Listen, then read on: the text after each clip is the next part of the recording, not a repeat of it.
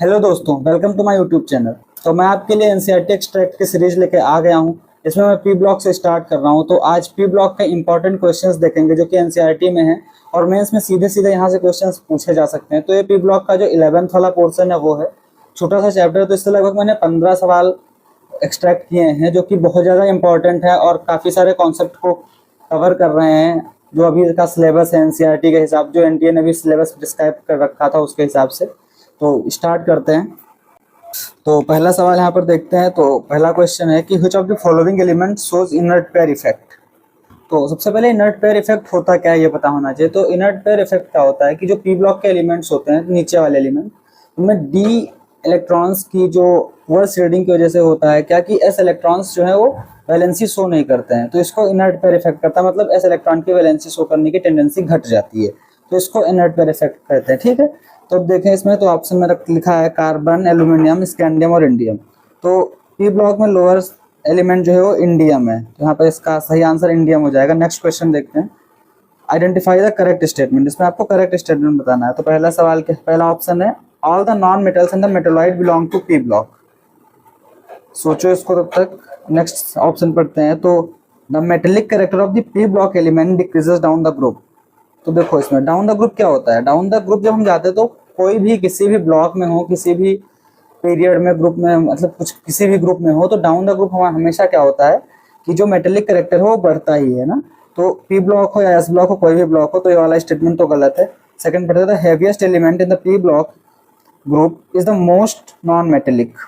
तो जो heaviest element होगा वो सबसे नीचे होगा और down the group metallic character बढ़ता है, तो ये non metallic, most non metallic, तो ये भी गलत हो गया। नेक्स्ट स्टेटमेंट पढ़ते थे, inert pair is exhibited due to the inertness of S electron. ये बात बिल्कुल सही लिखी हुई है। एस इलेक्ट्रॉन की इनर्टनेस की वजह से इनर्ट पेयर इफेक्ट आता है। ठीक है, अब पहला ऑप्शन देखते हैं, all the non metals in the metalloid belong to the P block. ये बिल्कुल सही बात है, जितने भी नॉन मेटल्स और मेटालॉइड हो सारे पी ब्लॉक में ही आते हैं। तो first and fourth option correct है, तो यहाँ पे सी ऑप्शन करेक्ट हो जाएगा। सो नेक्स्ट क्वेश्चन की तरफ चलते हैं। तो next question assertion reason type question है। असर्शन रीजन टाइप क्वेश्चन में बहुत सारे लोगों को प्रॉब्लम होती है और ये सबसे ज़्यादा टफ होते हैं एग्जाम के अंदर सॉल्व करना। तो ये तो आसान सा ही क्वेश्चन है और आगे अच्छे अच्छे सवाल आएंगे, इसलिए वीडियो को एंड तक देखना पूरा। अभी मतलब ये सोच के मत स्किप कर देना कि स्टार्टिंग में इजी क्वेश्चन है। इजी पोर्शन ही है अभी स्टार्टिंग का, इसलिए इजी सवाल है। तो क्वेश्चन क्या है, compounds form between the non metals are highly covalent. Non metals के बीच में जो कंपाउंड फॉर्म होते हैं वो हाईली कोवेलेंट होते हैं, ये असर्शन है। और रीजन क्या दे रखा है, difference between the electronegativities of the non metals is less. तो देखते हैं, जो नॉन मेटल कंपाउंड फॉर्म करते हैं वो ऑब्वियसली आयनिक तो होते नहीं, हाईली कोवेलेंट ही होते हैं। पर रीजन जो लिखा हुआ है, difference between the electronegativity of the non metal is less, तो ये बिल्कुल सही रीजन है। एनसीईआरटी में एग्जैक्टली यही लाइन लिख रखी है कि ऐसा क्यों होता है। ये असर्शन दे रखा है और इसका रीजन एग्जैक्टली यही दे रखा है, तो ये रीजन बिल्कुल सही है। और ऐसे ही क्वेश्चन आपको मेंस में देखने को मिलेंगे कि एनसीईआरटी में क्रॉस करके लिख रखा होगा और वही उठा के वो कॉपी कर देंगे तुम्हारे सामने। तो इसलिए इंपॉर्टेंट है कि तुम लोग एनसीईआरटी पढ़ो। तो असर्शन और रीजन दोनों बिल्कुल सही है और करेक्ट एक्सप्लेनेशन। अभी यहाँ पे क्या होगा ना तुम लोगों के साथ कि असर्शन भी तुम्हें सही पता चल जाएगा, रीजन भी सही पता चल जाएगा, पर फाइनली होता क्या है ये पता ही नहीं चलता कि करेक्ट एक्सप्लेनेशन है या नहीं है। तो ये छोटी छोटी चीजें ना ये तुम्हें एनसीईआरटी पढ़ के ही पता चलेंगे जब तुम खुद रीड करोगे अच्छे से। तो इसलिए बहुत जरूरी है कि एनसीईआरटी पढ़ो और ये पूरी सीरीज अच्छे से देखो एंड तक। तो इसका आंसर जो करेक्ट है वो भी है। नेक्स्ट क्वेश्चन की तरफ चलते हैं। तो नेक्स्ट क्वेश्चन फिर से असर्शन रीजन क्वेश्चन है। तो atomic radii of the gallium is more than that of aluminium. और रीजन क्या दे रखा था, presence of the additional 10d electron in the gallium shows the poor screening effect. तो सबसे पहले असर्शन देखो कि atomic radii of the gallium is more than aluminium. तो डाउन द ग्रुप क्या होता है, एटॉमिक रेडियाई बढ़ती है, बोरॉन, एल्यूमिनियम, गैलियम, इंडियम और टीएल। ठीक, तो अगर ऐसे जाएंगे डाउन द ग्रुप तो इसकी एटॉमिक रेडियस तुम्हें बढ़ती दिखेगी। पर यहाँ पे एक्सेप्शन होता है, पुअर स्क्रीनिंग इफेक्ट की वजह से एल्यूमिनियम की एटॉमिक रेडियाई जो होती है वो गैलियम से ज़्यादा होती है। तो यहाँ पे असर्शन जो है हमारा वो गलत है और रीजन बिल्कुल सही लिखा हुआ है। तो हमारा असर्शन ही गलत हो गया तो रीजन सही होगा, तो option D is the correct option. ठीक, ऐसे क्वेश्चंस देखने को मिलेंगे तुम्हें असर्शन रीजन में और तुम कंफ्यूज होगे। तो इन चीज़ों को ध्यान से पढ़ो क्योंकि छोटी छोटी चीज़ें लग सकती हैं पर जब एग्जाम में आती है तो वहाँ पे प्रेशर अच्छा खासा होता है, तब इनको करने में प्रॉब्लम होती है। सो नेक्स्ट क्वेश्चन की तरफ चलते हैं। तो नेक्स्ट क्वेश्चन नंबर 5 में देखिए क्या कह रहा है, which of the following order is correct. ऐसे क्वेश्चंस बहुत आते हैं, 2-3 ऑर्डर एक साथ मिला के दे दिए जाते हैं और उसमें पूछा जाता है कौन सा ऑर्डर सही है।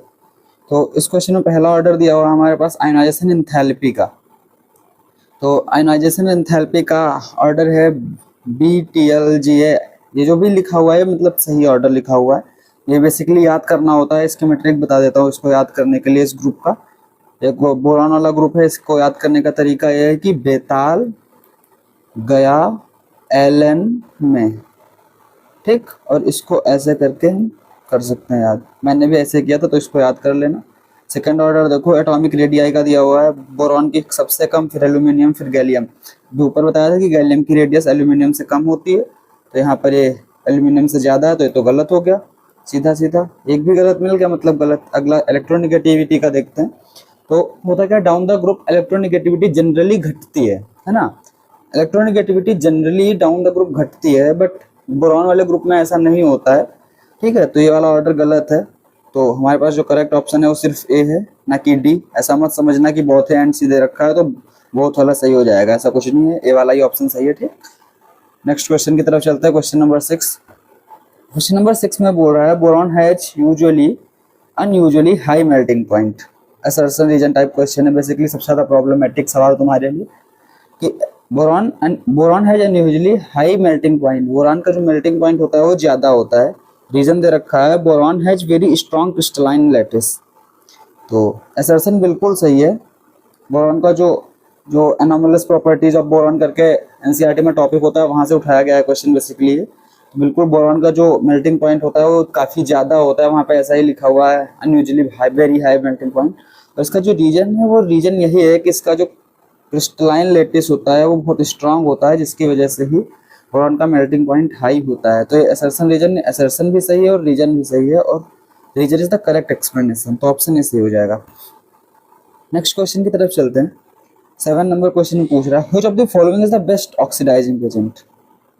अब देखो ऐसा क्वेश्चन जब भी कभी दिखे और अगर पी ब्लॉक के एलिमेंट्स दिखे कि ऑक्सीडाइजिंग एजेंट सबसे अच्छा पूछ रहा है, तो दिमाग में सबसे पहला ख्याल जो आना चाहिए वो होना चाहिए इनर्ट पेयर इफेक्ट का, क्योंकि ये सवाल maximum time inert pair effect से ही होते हैं। अब इनर्ट पेयर इफेक्ट से उसको कैसे करेंगे, देखो इनर्ट पेयर इफेक्ट क्या कहता है कि डाउन द ग्रुप जैसे हम जाते जाते हैं ना, तो हमारे पास जो लोअर ऑक्सीडेशन स्टेट होते हैं वो ज़्यादा स्टेबल होते हैं, जैसे बोरॉन, एल्यूमिनियम, गैलियम, इंडियम और टीएल। इसमें जैसे ये 2 ऑक्सीडेशन स्टेट शो करेंगे +3 एंड +1, और जैसे जैसे नीचे की तरफ जाते जाएंगे हम वैसे वैसे +1 की स्टेबिलिटी बढ़ती जाएगी।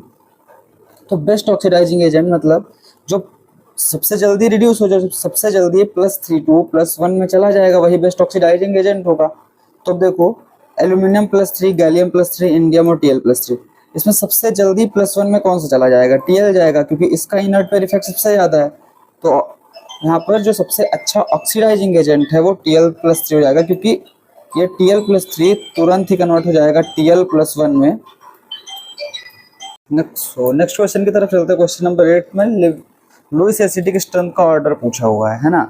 तो देखो क्या होता है कि जैसे जैसे ये जो BX3 टाइप कंपाउंड है इनकी अगर एसिडिक स्ट्रेंथ पूछी जाए ना तो क्या होता है, जैसे जैसे डाउन द ग्रुप जाते हैं तो X का जो है साइज बढ़ता जाता है ना। और एसिड का काम क्या होता है कि लोएस्ट बेस से लोन पेयर एक्सेप्ट करना। तो जैसे जैसे नीचे की तरफ जाता है तो साइज बढ़ने की वजह से जो लोन पेयर एक्सेप्ट करने की जो टेंडेंसी होती है, एकोमोडेशन होता है, वो बढ़ता जाता है।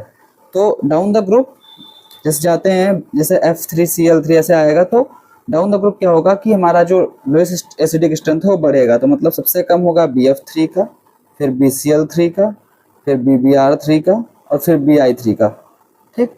तो ऐसा ऑर्डर देख लेते हैं कौन सा है।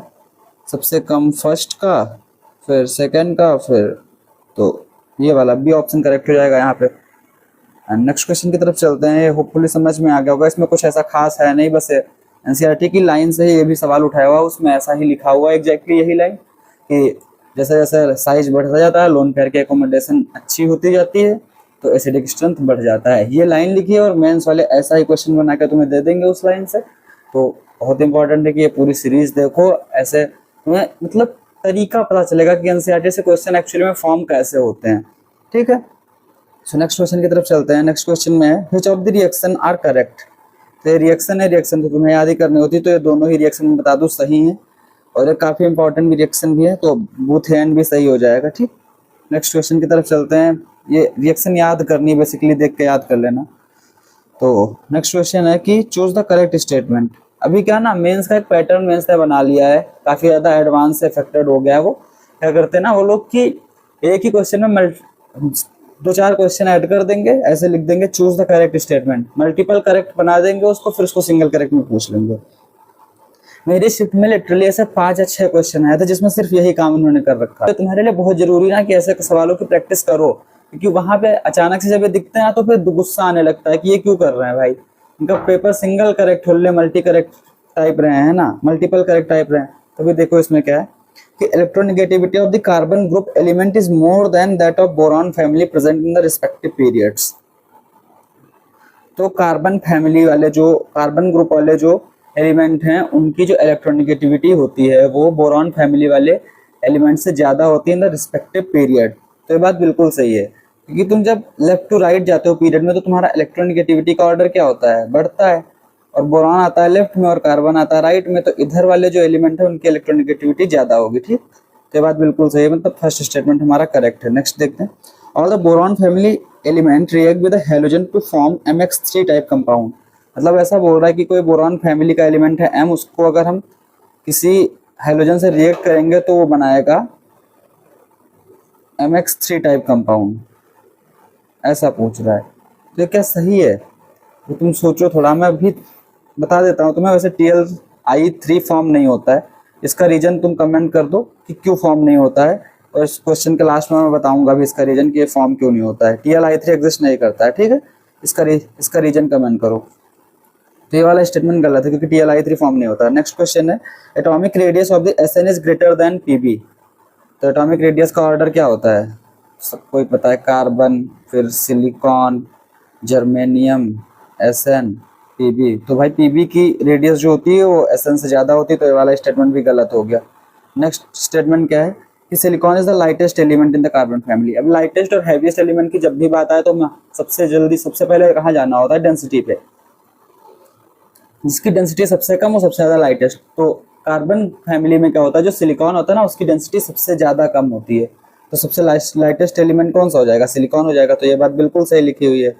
तो फर्स्ट एंड फोर्थ स्टेटमेंट जो है वो करेक्ट है, तो ऑप्शन नंबर हमारा B सही हो जाएगा यहाँ भी। ठीक है, इसको मैं दूसरे कलर से कर देता हूँ, तो ऑप्शन B इज करेक्ट।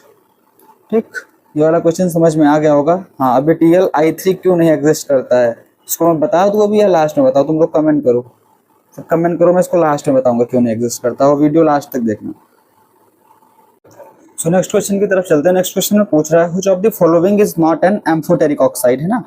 तो एम्फोटेरिक ऑक्साइड बेसिकली तुम्हें याद करने होते हैं, इंपॉर्टेंट है, काफी इंपॉर्टेंट है, तो सारे एम्फोटेरिक ऑक्साइड याद कर लेना। यहाँ पे देखो SiO2 जो है वो एसिडिक होता है, और PbO, PbO2, SnO सारे एम्फोटेरिक है, और SnO2 भी एम्फोटेरिक होता है। ये मुझे भी याद आ रहा है तो मैं बता दे रहा हूँ, मुझे भी एक्चुअली अब याद नहीं रह गया सारे, कुछ ही याद है। तो यहाँ पे जो SiO2 है वो एसिडिक है, ठीक है, तो ये याद कर लेना, और ये काफी इंपॉर्टेंट है, एम्फोटेरिक पूछा जाता है बहुत बार। नेक्स्ट क्वेश्चन देखते हैं, तो इजी था। तो जब the following compound lead to convert the blue litmus to red. अब भाई देखो क्या होता है कि छोटी छोटी चीजें ऐसे ऐड कर देते हैं ना क्वेश्चन में, और क्वेश्चन बन जाता है डरावना। अब तुम कंफ्यूज हो भाई, ब्लू लिटमस रेड कब बनता है और रेड लिटमस ब्लू कब बनता है, तो ये सवाल तुम देखते ही छोड़ दो क्योंकि तुमसे नहीं होने वाला है ये। तो क्या है, which of the following compound lead to convert blue litmus to red. ठीक, ब्लू लिटमस रेड में जाता है जब एसिड होता है। तो ये बेसिकली क्या पूछ रहा है, क्वेश्चन में पूछ रहा है कि कौन सा कंपाउंड एसिडिक नेचर का है। ठीक, तो CO2 एसिडिक है, हाँ, और GeO2 जर्मेनियम डाइऑक्साइड जो है ये भी क्या है, एसिडिक ही है। तो both B and C option correct हो जाएगा। और CO जो होता है न्यूट्रल कंपाउंड है ना, तो ये एसिडिक होता नहीं है, तो ये blue to red litmus convert नहीं करेगा। तो हमारे पास जो करेक्ट आंसर आ जाएगा वो आ जाएगा D। ठीक है, नेक्स्ट क्वेश्चन देखते हैं। नेक्स्ट क्वेश्चन फिर से असर्शन रीजन टाइप। तो मैंने इस सीरीज में ना असर्शन रीजन टाइप क्वेश्चंस बहुत अच्छे से ऐड कर रखे हैं ताकि जो तुम्हारी मेजर प्रॉब्लम है ना असर्शन रीजन और मल्टीपल करेक्ट टाइप क्वेश्चंस वो दूर हो सके। इस सीरीज का मोटिव ही यही है कि जो ज्यादा मतलब दिक्कत करने वाले क्वेश्चन है ना उन्हीं को मैं टारगेट करके तुम्हारा दूर करो। तो देखते हैं, असर्शन दे रखा है PbI2 exist but PbI4 does not exist. क्या बोल रहा है कि PbI2 तो एग्जिस्ट करता है बट PbI4 एग्जिस्ट नहीं करता। ठीक, रीजन क्या दे रखा है, Pb+4 is the good oxidising agent and the I- is a good reducing agent. ठीक है। तो बिल्कुल सही दे रखा है कि जो PbI2 होता है वही एग्जिस्ट करता है, PbI4 एग्जिस्ट नहीं करता है। क्यों नहीं करता है? कि जब Pb+4 को रिएक्शन कराते हैं I- के साथ, है ना, तो क्या करता है, I- एक बहुत अच्छा रिड्यूसिंग एजेंट है, ठीक। और इसमें लगता है इनर्ट पेयर इफेक्ट, तो इसकी वजह से इनर्ट पेयर इफेक्ट की वजह से Pb+2 is much and more stable then Pb+4। तो ये क्या करता है, I- इसको तुरंत कन्वर्ट कर देता है Pb+2 में, और फिर I- इसके साथ ऐड होकर बना लेता है PbI2, ठीक। इसलिए नहीं करता है PbI4 एग्जिस्ट। और Tl(I3) में जो एग्जिस्ट नहीं करता उसका भी यही रीजन है। Tl+3 जब भी I- के साथ रिएक्शन करता ना, मैंने ऊपर बताया था कि बाद में बताऊंगा तो सुन लो, कि I- के साथ जब भी रिएक्शन करेगा ना तो Tl+1 में चला जाएगा, और फिर Tl+1 I- के साथ रिएक्शन करके बना लेगा Tli, ठीक। तो ये इनर्ट पेयर इफेक्ट का सवाल है रिएक्शन वाला। तो इनर्ट पेयर इफेक्ट से देखो क्या क्या सवाल आ सकते हैं कि इनर्ट पेयर इफेक्ट क्या होता है, कौन शो करते हैं, और इनर्ट पेयर इफेक्ट की वजह से कौन से कंपाउंड एग्जिस्ट नहीं करते हैं। इतने सारे सवाल मैंने तुम्हें इनर्ट पेयर इफेक्ट का, और कौन सा बेस्ट ऑक्सीडाइजिंग या रिड्यूसिंग एजेंट है, ये इतने सारे सवाल मैंने तुम्हें इनर्ट पेयर इफेक्ट का बता दिए, है ना। तो यहाँ पे क्या है कि असर्शन और रीजन करेक्ट है और एक्सप्लेनेशन भी सही है, तो ऑप्शन बी इज करेक्ट, ठीक। नेक्स्ट क्वेश्चन पे चलते हैं। असर्शन क्या है, all the MCl4 type compounds can be hydrolysed here M carbon family element except CCl4।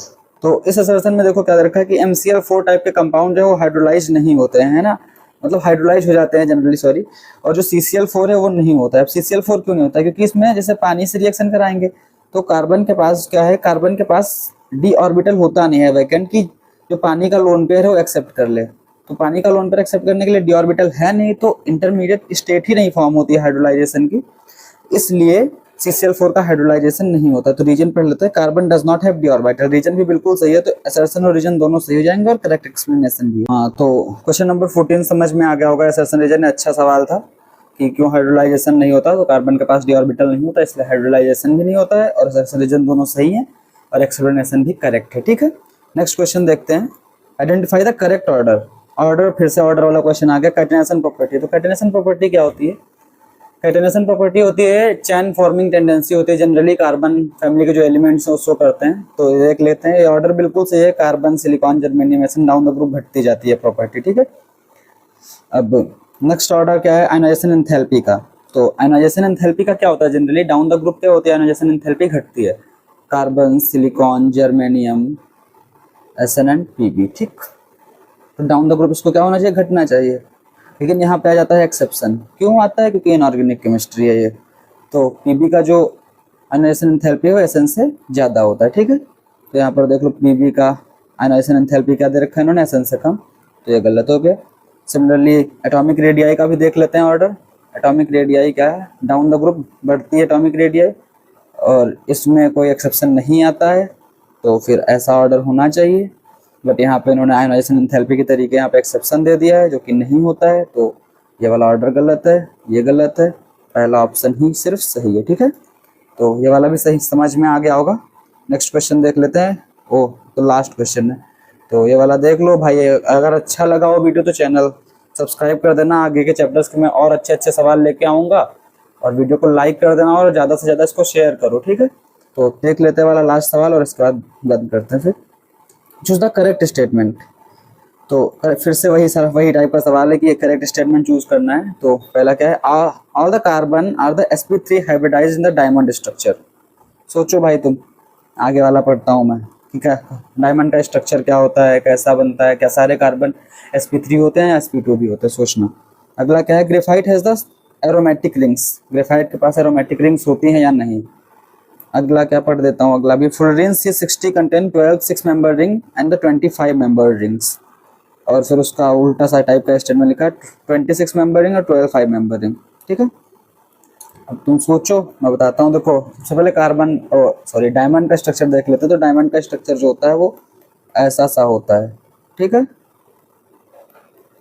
ऐसा करके। तो इसमें सारे जो कार्बन होते हैं वो sp3 हाइब्रिडाइज्ड ही होते हैं, तो पहला सही है। और लास्ट में डैंगलिंग बॉन्ड्स होते हैं, तो ये बिल्कुल सही स्टेटमेंट लिखा हुआ है, ठीक है।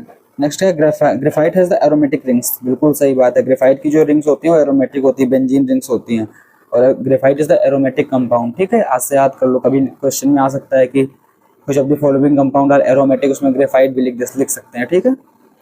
सो नेक्स्ट वाला क्या है, फुलरेंस C60 contains 12 6 membered and 5 and 25 membered.